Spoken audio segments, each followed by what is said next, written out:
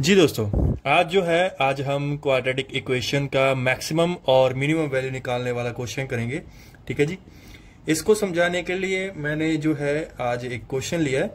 इस क्वेश्चन में ये क्या कहते हैं, पहले वो हम क्वेश्चन पढ़ते हैं। देखो, इस क्वेश्चन में कहा है कि एक ब्रिज है, न्यू ब्रिज, ठीक है, जो एक रिवर के ऊपर बना है और उसकी जो आर्क है ना, वो मतलब उसकी जो शेप है वो पैराबोलिक शेप है, मतलब पैराबोलिक आर्क की तरह वो दिखता है। ठीक है जी। तो जो ब्रिज है वो लगभग ऐसा दिखेगा। मान लो ये रिवर के बैंक है, तो यहाँ पे ऐसे जो है इस प्रकार से, ठीक है, पैराबोलिक शेप में जो ब्रिज है हमारा बना हुआ है जी। ठीक है जी।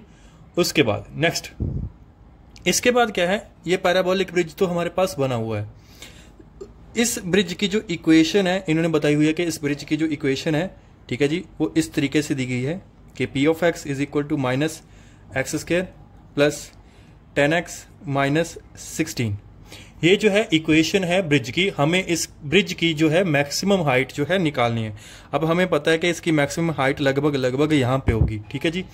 तो इस क्वेश्चन को कैसे सॉल्व करना है, सबसे पहले हमें ये पता होना चाहिए कि कोई भी क्वाड्रेटिक इक्वेशन जो है ना, हमारे पास कोई भी क्वाड्रेटिक इक्वेशन है, उसका जो ग्राफ बनता है वो पैराबोलिक कर्व बनती है।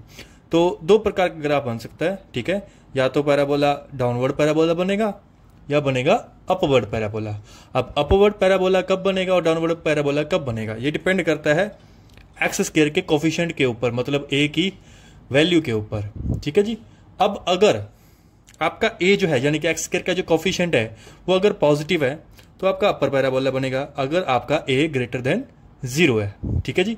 अगर आपका एक्स स्क्वायर का कोफिशिएंट नेगेटिव है, जैसे हमारा यहाँ इस केस में है, तो जो हमारा पैराबोला बनेगा वो डाउनवर्ड पैराबोला बनेगा, अगर आपका ए जो है लेस देन 0 है। अब इस क्वेश्चन को करने के दो तरीके हैं। सबसे पहला तरीका, इसको परफेक्ट स्क्वायर में कन्वर्ट करो। परफेक्ट स्क्वायर में हम कैसे कन्वर्ट करते हैं, मान लो हमारे पास इक्वेशन थी ये, ठीक है जी, इसका हम परफेक्ट स्क्वायर बनाएंगे। सबसे पहले हमें एक्स स्क्वायर का कोफिशिएंट जो है वो पॉजिटिव करना होगा, तो इसीलिए मैं माइनस जो साइन है वो कॉमन निकाल लूंगा जी। माइनस साइन कॉमन निकालने के बाद मैं यहां पे स्क्वायर परफेक्ट स्क्वायर बनाऊंगा, स्क्वायर कंप्लीट करूंगा। तो मैं x को लिख देता हूं x का स्क्वायर और इसको लिख देता हूं -2 इंटू एक्स इंटू, अब पीछे 10x बनाने के लिए मुझे किसके साथ मल्टीप्लाई करना पड़ेगा, 5 के साथ। ठीक है। तो आइडेंटिटी कंप्लीट करने के मेरे पास यहां पे है a स्क्वायर माइनस 2ab, लेकिन b स्क्वायर यहां पे है नहीं, मतलब 25 का स्क्वायर है नहीं, तो 25 का स्क्वायर मैं एक बार ऐड कर दूंगा, एक बार माइनस कर दूंगा। ठीक है। पीछे जो 16 है वो एज इट इज। अब यहां से लेकर यहां तक उठाएं तो ये जो है x माइनस 5 का होल स्क्वायर है जी। ठीक है। अब बाकी क्या बचा आपके पास, ये दोनों, इन दोनों को सॉल्व कर लो। कितना बचा आपके पास, -9। अब ये जो माइनस था बाहर, ठीक है, ब्रैकेट ओपन करेंगे तो अंदरले साइन क्या हो जाएंगे, चेंज हो जाएंगे। तो आपके पास जो है इस प्रकार की कुछ इक्वेशन बन के आएगी। अब हमें पता है कि स्क्वायर वाली जो टर्म होती है वो हमेशा क्या होती है, पॉजिटिव होती है, और पॉजिटिव टर्म के सामने जो आपके पास सामने क्या लिखा हुआ है, माइनस, है ना। तो मतलब इसकी, इस पूरे फंक्शन की अगर हम बात करें, जैसे जैसे इस टर्म की वैल्यू बढ़ती जाएगी वैसे वैसे फंक्शन की वैल्यू क्या करती जाएगी, डिक्रीज करती जाएगी। इट मीन्स इसकी मैक्सिमम वैल्यू कब होगी, जब ये वाली टर्म जो है, स्क्वायर वाली टर्म आपकी क्या होगी, 0। तो यहां से हमारे पास जो मैक्सिमम वैल्यू निकल के आएगी वो आएगी निकल के 9। देखो, एक तरीका तो ये है परफेक्ट स्क्वायर बना के। दूसरा तरीका क्या कहता है, दूसरा तरीका अगर मैं ग्राफ से समझाने की कोशिश करूं, देखो अभी हमने पढ़ा था, ठीक है जी, कि अगर क्वाड्रेटिक इक्वेशन है तो उसका पैराबोलिक ग्राफ बनता है, और अगर उसका एक्स स्क्वायर का कोफिशिएंट नेगेटिव हो तो वो डाउनवर्ड पैराबोला बनता है। अब मैं कहीं भी वैल्यू ले लूं, देखो y की कोई वैल्यू ले लूं, फंक्शन की कोई वैल्यू ले लूं मैं, मेरे पास उसके लिए x की हमेशा कितनी वैल्यूज आ रही हैं, 2 वैल्यू आ रही है हर एक पॉइंट के लिए।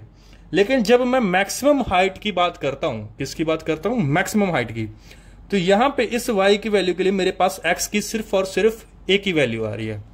अब एक वैल्यू का मतलब इक्वल रूट्स, और हमें पता है कि इक्वल रूट्स कब होते हैं, जब आपका डिस्क्रिमिनेंट कितना हो, 0।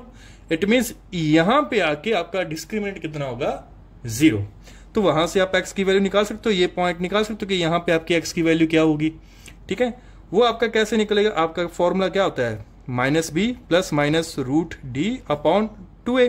d क्योंकि 0 है तो आपके पास बचा क्या, -b अपॉन 2a। अब ये असल में आपके पास आया क्या, ये आपके पास x की वो वैल्यू आई कि x की किस वैल्यू के लिए आपके पास जो हाइट है वो मैक्सिमम होगी। ठीक है जी। तो यहां पे अब इसको अगर कंपेयर करें, यहां पे आपके पास b कितना, b है 10, तो यहां पे आ जाएगा -10 अपॉन 2। a आपका कितना है -1, तो इसको मल्टीप्लाई कर दोगे -1 के साथ, माइनस माइनस कैंसिल, ये दोनों आपका बच गया 5। मतलब जब आपकी x की वैल्यू 5 होगी ना, तब जो ब्रिज की हाइट है वो मैक्सिमम होगी। अब ब्रिज की हाइट इस फंक्शन से दी हुई है, तो वो वैल्यू आप इसमें क्या कर दोगे, पुट कर दोगे जी। अब वो वैल्यू इसमें पुट करके देखते हैं हम। ठीक है, p ऑफ 5 निकालना है हमें। यहां पे क्या आएगा, माइनस x का स्क्वायर, यानी कि x कितना है हमारा 5, तो यहां पे आ जाएगा -25 प्लस 10 इंटू 5 कितना बच गया 50 माइनस 16। अब इसको हम सॉल्व करते हैं, तो ये बचा आपके पास 25 माइनस 16, जो बचा आपके पास 9। ठीक है जी। तो आपकी मैक्सिमम हाइट जो है वो कितनी आई, 9। तो आप चाहे इस केस से करें चाहे इस मेथड से करें, दोनों से आंसर क्या आने वाला है, सेम आने वाला है। तो यहां पे हमने आज क्या सीखा, हमने ये सीखा कि किसी भी पैराबोला की मैक्सिमम हाइट यानी कि उसका वर्टेक्स अगर निकालना हो, ठीक है, तो उसके लिए जो x की वैल्यू है वो आप इस फॉर्मूला से आप सीधा जो है वैल्यू निकाल सकते हो, और वो वैल्यू फंक्शन में पुट करने के बाद आपकी मैक्सिमम वैल्यू जो है वो निकल के आएगी। लेकिन अगर एक्स स्क्वायर का कोफिशिएंट जो है नेगेटिव है, तो आपके पास जो वैल्यू निकल के आएगी वो मैक्सिमम निकल के आएगी।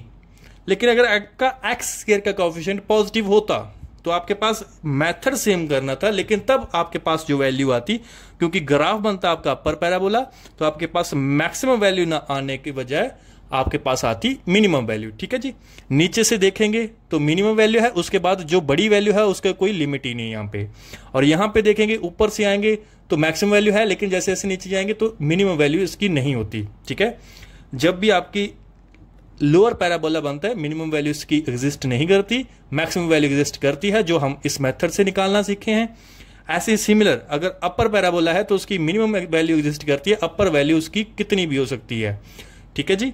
तो दोनों आप सेम मेथड से निकाल सकते हो। थैंक यू बेटे।